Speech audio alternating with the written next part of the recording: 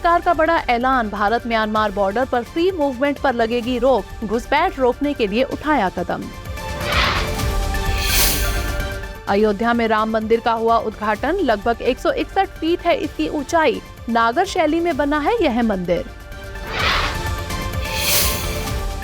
Hepatitis A की पहली स्वदेशी वैक्सीन हुई लॉन्च, इंडियन इम्यूनोलॉजिकल्स लिमिटेड द्वारा बनाया गया यह टीका हैविश्योर रखा गया नाम।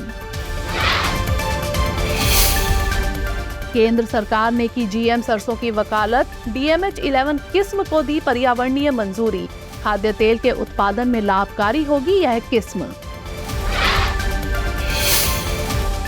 और स्टार्टअप रैंकिंग 2022 हुई जारी, सर्वश्रेष्ठ प्रदर्शन करने वाला राज्य बना तमिलनाडु, केरल गुजरात भी टॉप 5 में शामिल।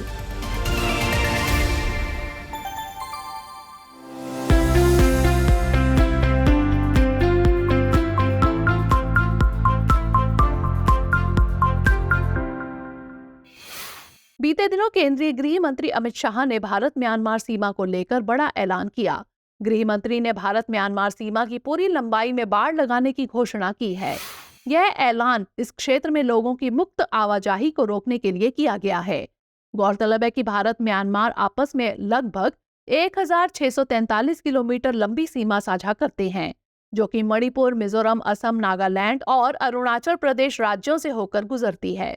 दरअसल साल 1826 में अंग्रेजों द्वारा भारत और म्यांमार के बीच की सीमा का सीमांकन किया गया था, जिससे इस सीमा रेखा ने प्रभावी ढंग से एक ही जातीयता और संस्कृति के लोगों को उनकी सहमति के बिना दो देशों में विभाजित कर दिया। इस क्षेत्र में सीमा शुल्क और सीमा हाटों के माध्यम से सीमा पार व्यापार का एक लंबा इतिहास रहा है। वर्तमान में भारत म्यांमार सीमा अंग्रेजों द्वारा खींची गई रेखा को दर्शाती है। मौजूदा समय में दोनों देशों के बीच FMR यानी फ्री मूवमेंट रिजिम लागू है।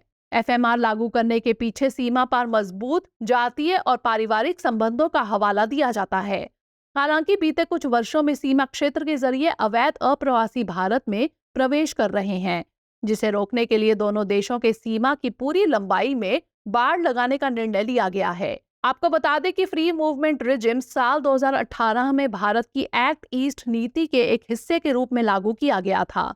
FMR भारत और म्यांमार के बीच एक पारस्परिक रूप से सहमत व्यवस्था है।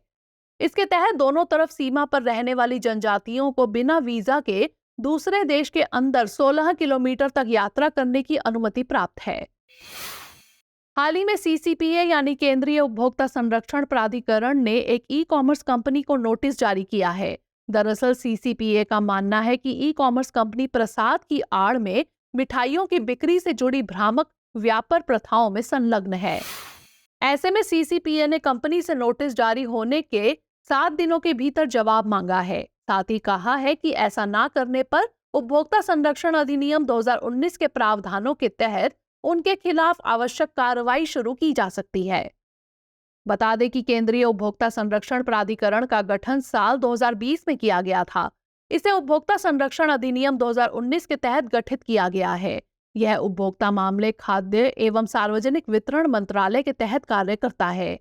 इसका मकसद उपभोक्ताओं के अधिकारों को बढ़ावा देना तथा उनकी रक्षा करना है। इसमें एक मुख्य आयुक्त और सदस्यों के रूप में 2 अन्य आयुक्त होते हैं। इनमें से एक माल से संबंधित और दूसरा सेवाओं से संबंधित मामलों को देखता है। यह प्राधिकरण उपभोक्ता अधिकारों के उल्लंघन की जांच करता है। यह शिकायतें दर्ज करने और मुकदमा चलाने के साथ असुरक्षित वस्तुओं और सेवाओं को वापस लेने का आदेश देता है। इसी के साथ यह अनुचित व्यापार प्रथाओं और भ्रामक विज्ञापनों को बंद करने एवं जुर्माना लगाने का भी आदेश देता है। जानकारी के लिए बता दें कि उपभोक्ता संरक्षण अधिनियम 2019 भारत सरकार द्वारा पारित एक उपभोक्ता संरक्षण कानून है। इसे देश के उपभोक्ताओं के हितों की रक्षा करने एवं धोखाधड़ी रोकने के लिए साल 2019 में पारित किया गया था। यह अधिनियम 20 जुलाई 2020 से ही प्रभावी हो गया है। इन दिनों FCRA यानी विदेश योगदान विनियमन अधिनियम चर्चा का केंद्र बना हुआ है। दरअसल बीते दिनों कुछ गैर सरकारी संगठनों का FCRA यानी विदेशी योगदान विनियमन अधिनियम 2010 के तहत पंजीकरण रद्द कर दिया गया। आपको बता दें कि FCRA को साल 1976 में अधिनियमित किया गया था। केंद्रीय गृह मंत्रालय FCRA के कार्यान्वयन की निगरानी करता है। इस कानून के तहत व्यक्तियों और संघों को दिए जाने वाले विदेशी दान को विनियमित किया जाता है। समय के साथ इस कानून में कई परिवर्तन किए गए। साल 2010 में विदेशी धन के उपयोग पर कानून को सशक्त करने तथा राष्ट्रीय हित में हानिकारक किसी भी गतिविधि के लिए प्रतिबंधित करने हेतु एक संशोधित FCRA अधिनियमित किया गया। सुधार की कड़ी में साल 2020 में कानून में फिर से संशोधन किया गया, जिसमें गैर सरकारी संगठनों को इस कानून के दायरे में शामिल किया गया, जिसके तहत NGO द्वारा विदेशी धन की प्राप्ति और उपयोग पर नियंत्रण तथा जांच का प्रावधान किया गया। साल 2020 में हुए संशोधन के अनुसार FCRA पंजीकरण 5 साल के लिए वैध होगा, जिसके बाद NGO को नवीनीकरण के लिए आवेदन करना होगा। सभी गैर सरकारी संगठनों के लिए FCRA के तहत पंजीकरण करना अनिवार्य है। पंजीकृत समूह सामाजिक, शैक्षणिक, धार्मिक, आर्थिक और सांस्कृतिक कार्यक्रमों के लिए विदेशी योगदान प्राप्त कर सकते हैं।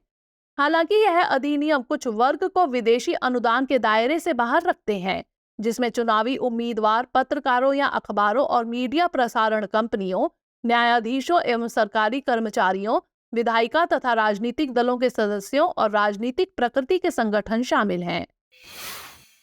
बीते दिनों अयोध्या के राम मंदिर में प्राण प्रतिष्ठा का भव्य कार्यक्रम आयोजित किया गया। इस मंदिर को चंद्रकांत सोमपुरा और उनके बेटे आशीष ने नागर शैली में डिजाइन किया है। मंदिर की विशेषता की बात करें तो इसकी ऊंचाई लगभग 161 फीट है। इस मंदिर का निर्माण पूर्ण रूप से पत्थरों के द्वारा किया गया है। इसमें स्टील या लोहे का उपयोग नहीं किया गया है। नागर शैली में बना यह मंदिर भूकंप के तेज झटकों को झेलने में सक्षम है।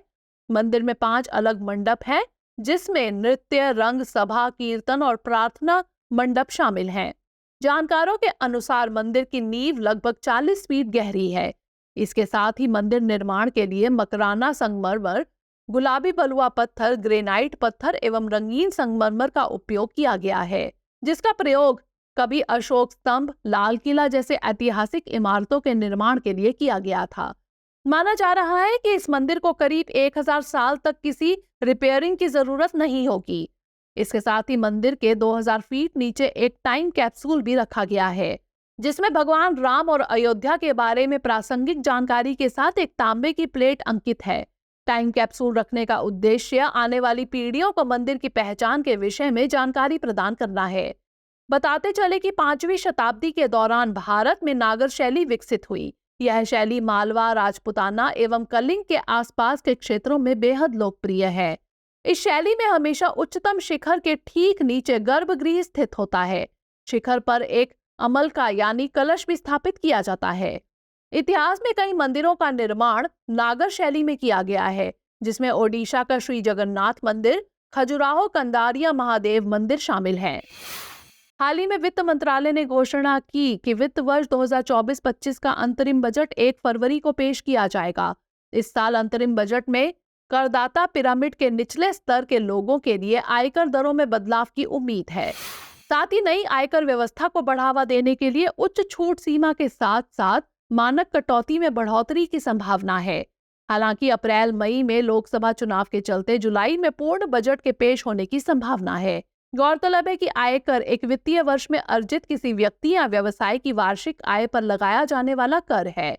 यह भारत में आयकर अधिनियम 1961 द्वारा शासित होता है।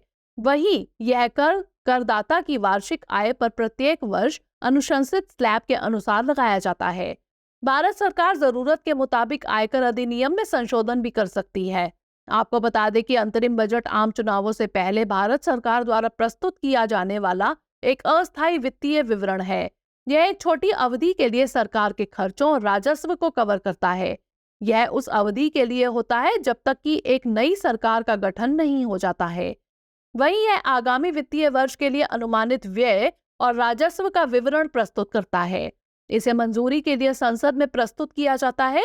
इस परंपरा की शुरुआत साल 1860 के दशक में हुई, जब ईस्ट इंडिया कंपनी के अधिकारियों ने इसे भारत में पेश किया था। हाल ही में भारत सरकार ने GM यानी जेनेटिक मॉडिफाइड सरसों की एक बार फिर से तरफदारी की है। दरअसल सरकार ने सुप्रीम कोर्ट में GM सरसों की तरफदारी करते हुए इसे राष्ट्रहित और जनहित में बताया है। साथ ही सरकार का मानना है कि इससे आम जन को गुणवत्तापूर्ण और सस्ते एडिबल ऑयल की उपलब्धता सुनिश्चित होगी। वहीं विदेशी निर्भरता में भी कमी आएगी। हालांकि जेनेटिक इंजीनियरिंग मूल्यांकन समिति ने सरसों के आनुवंशिक रूप से संशोधित संस्करण DMH11 को जारी किए जाने हेतु पर्यावरणीय मंजूरी दे दी है। ऐसे में यदि इसे व्यावसायिक खेती के लिए मंजूरी मिल जाती है तो यह किसानों के लिए उपलब्ध पहली आनुवंशिक रूप से संशोधित खाद्य फसल होगी। हालांकि इससे पहले भारत ने केवल एक GM फसल BT कपास की व्यावसायिक खेती को मंजूरी दी है। बता दें कि जेनेटिक मॉडिफाइड सरसों DMH11 यानी धारा मस्टर्ड हाइब्रिड 11 एक स्वदेशी रूप से विकसित ट्रांसजेनिक सरसों है। यह हर्बिसाइड टॉलरेंट सरसों का आनुवंशिक रूप से संशोधित संस्करण है। यह भारतीय सरसों की किस्म वरुणा और पूर्वी यूरोपीय अर्ली हीरा 2 सरसों के बीच संकरण का परिणाम है। इसमें 2 एलियन जीन बार्नेज और बारस्टार शामिल है। ये जीन बैसिलस एमाइलोलिफेंशियस नामक मृदा जीवाणु से पृथक किए जाते हैं, जो उच्च उपज वाली वाणिज्यिक सरसों की संकर प्रजाति विकसित करने में सहायक होते हैं। गौरतलब है कि सरसों भारत की सबसे महत्वपूर्ण शीतकालीन फसलों में से एक है। इसकी बुआई भारत में आमतौर पर अक्टूबर और नवंबर के बीच की जाती है। भारतीय सरसों ब्रेसिका जनसिया ब्रेसिसेसी परिवार की एक सदस्य है। इसकी खेती राजस्थान, हरियाणा, पंजाब और मध्य प्रदेश में की जाती है। जानकारी के लिए बता दें कि GM फसलें पौधे में एक नया गुण लाने के लिए विकसित की जाती है। इसके लिए पौधे के DNA को आनुवंशिक इंजीनियरिंग का उपयोग करके संशोधित किया जाता है। इसे खाद्य या गैर खाद्य फसलों के रूप में उगाया जा सकता है। हाल ही में जापान के स्लिम नामक एक अंतरिक्ष यान ने चंद्रमा की सतह पर सफलतापूर्वक लैंडिंग की है। इस उपलब्धि के साथ ही जापान चंद्रमा पर सॉफ्ट लैंडिंग करने वाला 5वां देश बन गया है। अभी तक सोवियत संघ यानी रूस, अमेरिका, चीन और भारत ने ही यह उपलब्धि हासिल की है। हालांकि वैज्ञानिकों का मानना है कि जापान के अंतरिक्ष यान का सौर पैनल ठीक तरह से काम नहीं कर रहा है। ऐसे में वैज्ञानिक कयास लगा रहे हैं कि चंद्रमा पर इसकी गतिविधियों में कमी आ सकती है। बता दें कि स्लिम यानी smart lander for investigation moon को साल 2023 में लॉन्च किया गया था। इसे जापान की अंतरिक्ष agency Japan aerospace exploration agency ने लॉन्च किया था। स्लिम का दूसरा नाम मून स्नाइपर भी है। इसे मित्सुबिशी हेवी H2A रॉकेट द्वारा लॉन्च किया गया था। इस मिशन का उद्देश्य जापान के अंतरिक्ष कार्यक्रम को पुनर्जीवित करना है। इसका वजन करीब 590 किलोग्राम है, जो चंद्रयान 3 की तुलना में काफी हल्का है। यह अंतरिक्ष यान चंद्रमा की सतह, तापमान, विकिरण और संभावित रूप से चंद्रमा के आवरण का अध्ययन करेगा। वहीं यह अपने साथ 2 छोटे रोवर्स LEV-1 और LEV-2 को ले गया है, जिसे लैंडिंग से ठीक पहले छोड़ा गया। इसमें LEV-1 रोवर में एंटीना और एक कैमरे से लैस है, जो स्लिम की लैंडिंग को रिकॉर्ड करने का काम करेगा। वहीं LEV-2 रोवर में 2 कैमरों से लैस एक गेंद के आकार का रोवर है, जो चंद्रमा के अध्ययन में सहायता करेगा। जानकारी के लिए बता दें कि चंद्रयान 3 भारत का एक चंद्र मिशन है। इसे 14 जुलाई 2023 को श्रीहरिकोटा के सतीश धवन अंतरिक्ष केंद्र से लॉन्च किया गया था। 23 अगस्त 2023 को चंद्रमा के दक्षिणी ध्रुव के पास इसकी सफल लैंडिंग हुई थी। इसमें एक प्रोपल्शन मॉड्यूल, एक लैंडर मॉड्यूल, एक रोवर मॉड्यूल शामिल है। इसका उद्देश्य अंतर्ग्रहीय मिशनों के लिए आवश्यक नई प्रौद्योगिकियों को विकसित करना है। हाल ही में IIL यानी इंडियन इम्यूनोलॉजिकल्स लिमिटेड ने भारत का पहला स्वदेशी रूप से विकसित हेपेटाइटिस A वैक्सीन हैविश्योर लॉन्च किया है। यह 2 खुराक वाला टीका है, जिसकी पहली खुराक 12 महीने से ऊपर के बच्चों को दी जाएगी, जबकि दूसरी खुराक पहली खुराक के कम से कम 6 महीने बाद दी जाएगी। इस वैक्सीन को बच्चों तथा उच्च हेपेटाइटिस A प्रसार वाले क्षेत्रों में प्रयोग करने का सुझाव दिया गया है। बता दें कि इंडियन इम्यूनोलॉजिकल्स लिमिटेड राष्ट्रीय डेयरी विकास बोर्ड की पूर्ण स्वामित्व वाली एक वैक्सीन निर्माता कंपनी है। गौरतलब है कि हेपेटाइटिस A एक लिवर का रोग है। यह रोग वायरस हेपेटाइटिस A के कारण होता है। इसके साथ ही दूषित भोजन और पानी के सेवन से या किसी संक्रामक व्यक्ति के सीधे संपर्क से फैलता है। इसका संक्रमण तीव्र अल्पकालिक संक्रमण या दीर्घकालिक संक्रमण हो सकता है। हेपेटाइटिस वायरस के कई प्रकार हैं, जिनमें A, B, C, D और E शामिल हैं। इनमें हेपेटाइटिस B, हेपेटाइटिस C और हेपेटाइटिस D इस बीमारी से पीड़ित व्यक्ति के रक्त के संपर्क में आने से फैलता है। वहीं इसके लक्षणों में बुखार, अस्वस्थता, भूख न लगना, दस्त, मतली, पेट की परेशानी और पीलिया शामिल है। हेपेटाइटिस से बचाव के लिए सुरक्षित और प्रभावी टीका उपलब्ध है। वहीं बेहतर स्वच्छता, खाद्य सुरक्षा हेपेटाइटिस से निपटने के सबसे प्रभावी तरीके हैं। जानकारी के लिए बता दें कि हर साल 28 जुलाई को विश्व हेपेटाइटिस दिवस मनाया जाता है। यह वायरल हेपेटाइटिस के वैश्विक बोझ के विषय में जागरूकता बढ़ाने और वास्तविक परिवर्तन लाने के लिए एकीकृत विषय पर विश्व को एकीकृत करता है। यह दिवस वैज्ञानिक डॉक्टर बारूक ब्लमबर्ग के जन्मदिन की याद में मनाया जाता है, जिन्होंने हेपेटाइटिस बी वायरस की खोज की और वायरस के लिए नैदानिक परीक्षण और टीका विकसित किया। गौरतलब है कि वैश्विक लक्ष्य 2030 तक सार्वजनिक स्वास्थ्य खतरे के रूप में वायरल हेपेटाइटिस को खत्म करना है। हाल ही में केंद्र सरकार ने 4 दशक के बाद वन्यजीव व्यापार से जुड़े अपने नियमों में संशोधन किया है। यह साल 1983 के बाद पहला संशोधन है। इसके तहत अब कुछ प्रजातियों को वन्यजीव व्यापार के लिए लाइसेंस प्रक्रिया से बाहर कर दिया गया है। दरअसल सरकार ने वन्य जीवन संरक्षण लाइसेंसिंग विचार के लिए अतिरिक्त मामले नियम 2024 के तहत दिशा निर्देश जारी किए हैं। सरकार ने सांप के जहर, कैप्टिव एनिमल, ट्रॉफी एनिमल और स्टफ एनिमल्स से जुड़े हितधारकों को लाइसेंस देने के लिए नए दिशा निर्देश पेश किए हैं। गौरतलब है कि 1983 के नियमों के तहत कुछ जंगली जानवरों के व्यापार हेतु लाइसेंस जारी करने पर रोक लगा दी गई है। इसमें वन्यजीव संरक्षण अधिनियम 1972 की अनुसूची 1 और अनुसूची 2 के भाग 2 में वर्गीकृत जंगली जानवर शामिल थे। बता दें कि वन्यजीव संरक्षण अधिनियम 1972 पौधों और जानवरों की प्रजातियों के संरक्षण के लिए एक अधिनियम है। यह अधिनियम वन्यजीवों की सुरक्षा, शिकार के विनियमन के लिए कानूनी प्रावधान करता है। साथ ही वन्यजीवों और उनके पदार्थों के अवैध व्यापार को नियंत्रित करता है। इस अधिनियम में 6 अनुसूचियां शामिल हैं। अनुसूची 1 में उन लुप्तप्राय प्रजातियों को शामिल किया गया है जिन्हें सर्वाधिक संरक्षण की आवश्यकता है। वहीं अनुसूची 2 में शामिल जीवों को विशेष सुरक्षा दी गई है, जिसमें उनके व्यापार पर प्रतिबंध भी शामिल है। जबकि अनुसूची 3 और 4 उन प्रजातियों से संबंधित है जो संकटग्रस्त नहीं है। साथ ही अनुसूची 5 में ऐसे जीव शामिल हैं जिनका शिकार स्वतंत्र रूप से किया जा सकता है। वहीं अनुसूची 6 एक निश्चित पौधे की खेती को नियंत्रित करती है। साथ ही इसके कब्जे, बिक्री और पारगमन पर प्रतिबंध लगाती है। हाल ही में राज्यों की स्टार्टअप रैंकिंग 2022 जारी की गई। इस वर्ष राज्यों की स्टार्टअप रैंकिंग का यह चौथा संस्करण है। इस रैंकिंग के अनुसार तमिलनाडु सर्वश्रेष्ठ प्रदर्शन करने वाले 5 राज्यों की श्रेणी में शामिल हुआ है, जबकि इस शीर्ष श्रेणी के तहत गुजरात, कर्नाटक, केरल और हिमाचल प्रदेश अन्य मान्यता प्राप्त राज्य हैं। यह मॉडल स्टार्टअप इकोसिस्टम में सर्वश्रेष्ठ प्रदर्शन करने वाले अग्रणी राज्य हैं, जो दूसरे राज्यों के लिए एक मानक स्थापित करते हैं। बता दें कि तमिलनाडु को इसके पहले 2 संस्करणों में उभरते पारिस्थितिकी तंत्र की सबसे निचली श्रेणी में रखा गया था। वहीं इसे तीसरे संस्करण में लीडर के रूप में मान्यता दी गई थी। गौरतलब है कि राज्यों की स्टार्टअप रैंकिंग एक वार्षिक क्षमता निर्माण प्रक्रिया है। यह स्टार्टअप विकास हेतु किए गए प्रयासों पर राज्यों और केंद्र शासित प्रदेशों का मूल्यांकन करती है। इसकी शुरुआत साल 2018 में की गई थी। इसे DPIIT यानी उद्योग संवर्धन और आंतरिक व्यापार विभाग द्वारा जारी किया जाता है। इसका मकसद देश में एक मजबूत स्टार्टअप इकोसिस्टम तंत्र का निर्माण करना है। यह स्टार्टअप विकास के लिए एक अनुकूल इकोसिस्टम बनाती है। इसी के साथ यह नीतियों के विकास और इकोसिस्टम निर्माण में राज्यों के प्रयासों को ट्रैक करती है। आपको बता दें कि स्टार्टअप किसी कंपनी की शुरुआत के प्रारंभिक चरण को संदर्भित करता है। भारत सरकार ने स्टार्टअप संस्कृति को बढ़ावा देने के लिए साल 2016 में स्टार्टअप इंडिया पहल की शुरुआत की थी। यह पहल भारत में नवाचार और उद्यमिता के लिए एक मजबूत एवं समावेशी इकोसिस्टम का निर्माण करती है। बताते चले कि DPIIT भारत सरकार के वाणिज्य एवं उद्योग मंत्रालय के तहत एक कार्यालय है। इसकी स्थापना साल 1995 में की गई थी। बाद में औद्योगिक विकास विभाग का इसमें विलय कर दिया गया। यह विभाग राष्ट्रीय प्राथमिकताओं और सामाजिक आर्थिक उद्देश्यों पर केंद्रित है। साथ ही यह औद्योगिक क्षेत्र के विकास को बढ़ावा देने के लिए भी जिम्मेदार है। खबरों के बाद अब बुलेटिन से जुड़े 5 सवालों पर डालते हैं एक नजर।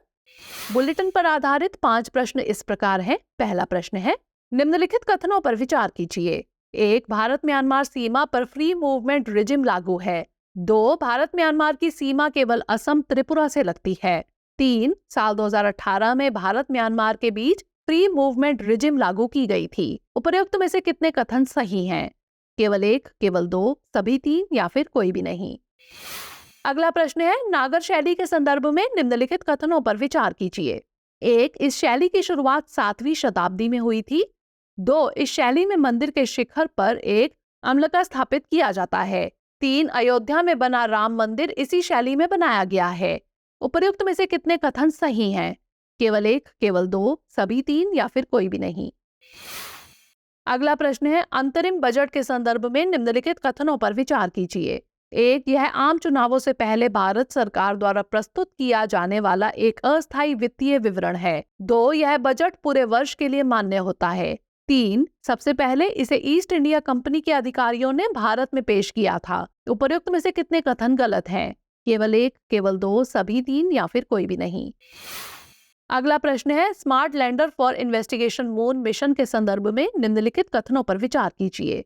एक, यह अब तक का दुनिया का सबसे बड़ा मून मिशन है। दो, इसे जापान द्वारा लॉन्च किया गया है। तीन, इस मिशन के माध्यम से चंद्रमा का अध्ययन किया जाएगा। उपर्युक्त में से कितने कथन सही हैं? केवल एक, केवल दो, सभी तीन या फिर कोई भी नहीं। अंतिम प्रश्न है, स्टार्टअप रैंकिंग 2022 के संदर्भ में निम्नलिखित कथनों पर विचार कीजिए। एक, इस रिपोर्ट की शुरुआत साल 2015 में हुई थी। दो, यह रैंकिंग वित्त मंत्रालय द्वारा जारी की जाती है। तीन, स्टार्टअप रैंकिंग 2022 में केरल ने प्रथम स्थान हासिल किया है। उपर्युक्त में से कितने कथन गलत हैं? केवल एक, केवल दो, सभी तीन या फिर कोई भी नहीं। लेकिन चलते चलते डालते हैं कुछ छोटी मगर जरूरी खबरों पर एक नजर। हाल ही में भारत किर्गिस्तान के बीच संयुक्त अभ्यास खंजर की शुरुआत हुई। दोनों देशों के बीच अभ्यास का यह 11वां संस्करण है। यह अभ्यास 22 जनवरी से 3 फरवरी 2024 तक हिमाचल प्रदेश के बकलोह में आयोजित किया जा रहा है।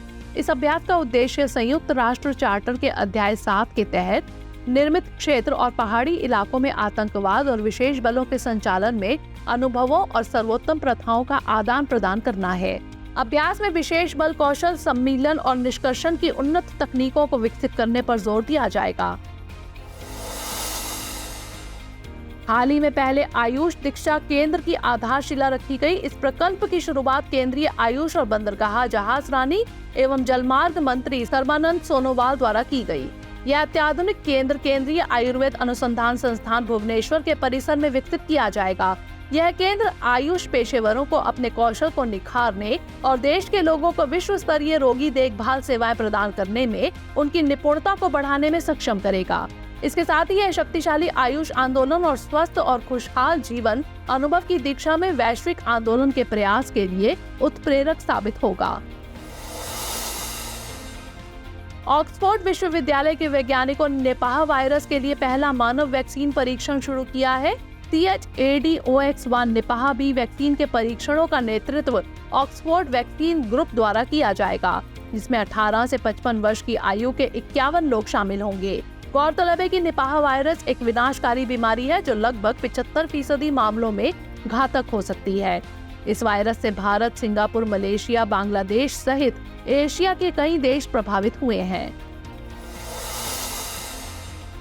हाल ही में भारतीय शेयर बाजार ने बड़ी छलांग लगाई है। ब्लूमबर्ग की रिपोर्ट के अनुसार भारतीय शेयर बाजार हांगकांग को पछाड़कर वैश्विक स्तर पर चौथा सबसे बड़ा इक्विटी मार्केट बन गया है। आंकड़ों के अनुसार साल 2023 में सेंसेक्स और निफ्टी में संचयी आधार पर 17 से 18% की बढ़ोतरी दर्ज की गई। आपको बता दें कि शेयर मार्केट की दुनिया में टॉप 3 शेयर बाजार अमेरिका, चीन और जापान है। हाल ही में सुभाष चंद्र बोस आपदा प्रबंधन पुरस्कार की घोषणा की गई। साल 2024 में यह अवार्ड उत्तर प्रदेश के 60 पैराशूट फील्ड हॉस्पिटल्स को प्रदान किया गया। गौरतलब है कि बीते वर्ष तुर्की और सीरिया में 7.8 तीव्रता के भूकंप के दौरान इस समूह ने चिकित्सा सहायता प्रदान की थी। इस उत्कृष्ट कार्य के लिए इन्हें सुभाष चंद्र बोस आपदा प्रबंधन पुरस्कार 2024 के लिए चुना गया है। आपको बता दें कि सुभाष चंद्र बोस आपदा प्रबंधन पुरस्कार की घोषणा हर साल 23 जनवरी को नेताजी सुभाष चंद्र बोस की जयंती पर आपदा प्रबंधन में उत्कृष्टता के लिए दी जाती है। हाल ही में प्रधानमंत्री सूर्योदय योजना का ऐलान किया गया है। इस योजना के जरिए 1 करोड़ निम्न मध्यम आय वाले लोगों की छतों पर सोलर पैनल लगाए जाएंगे, जो सूरज की रोशनी में चार्ज होकर लोगों के घरों को बिजली देगा। हालांकि इस योजना के लाभार्थी कौन होंगे, उसको लेकर कोई स्पष्ट दिशा निर्देश जारी नहीं किए गए हैं। हाल ही में केंद्र सरकार ने कर्पूरी ठाकुर को देश का सर्वोच्च नागरिक सम्मान भारत रत्न देने का ऐलान किया है, 24 जनवरी को कर्पूरी ठाकुर की जन्म शताब्दी के अवसर पर यह घोषणा की गई। आपको बता दें कि कर्पूरी ठाकुर की पहचान स्वतंत्रता सेनानी, शिक्षक और राजनीतिज्ञ के रूप में रही है। वह बिहार के दूसरे उप मुख्यमंत्री और 2 बार मुख्यमंत्री रह चुके हैं। लोकप्रियता के कारण उन्हें जननायक कहा जाता था। हाल ही में विज्ञान और प्रौद्योगिकी विभाग ने वैभव फेलो के पहले बैच की घोषणा की है। यह योजना विदेश स्थित भारतीय मूल के वैज्ञानिकों को अल्पकालिक सहयोग के लिए आकर्षित करने के लिए है। इस फेलोशिप में चुने गए वैज्ञानिकों को 4 लाख रुपए प्रति माह की सहायता राशि प्रदान की जाएगी। वैभव फेलोशिप का उद्देश्य मेजबान संस्थान के साथ 3 साल के भीतर प्रौद्योगिकी स्टार्टअप शुरू करना है। बता दें कि इस योजना की शुरुआत जून 2023 में की गई थी। प्रिय व्यूअर्स, हमारी टीम कोशिश करती है कि आपको दी गई खबरों में एक भी गलती ना हो, लेकिन यदि किसी सोर्स या ह्यूमन एरर की वजह से ऐसी गलती हो जाती है तो इस वीडियो के कमेंट बॉक्स में उस गलती को सुधार कर पिन कर दिया जाता है। यह आपको कमेंट बॉक्स में सबसे ऊपर दिखाई देता है। डियर व्यूअर्स, अपने एग्जाम की तैयारी को और बेहतर करने के लिए हमारे चैनल को लाइक, शेयर और सब्सक्राइब करना न भूलें।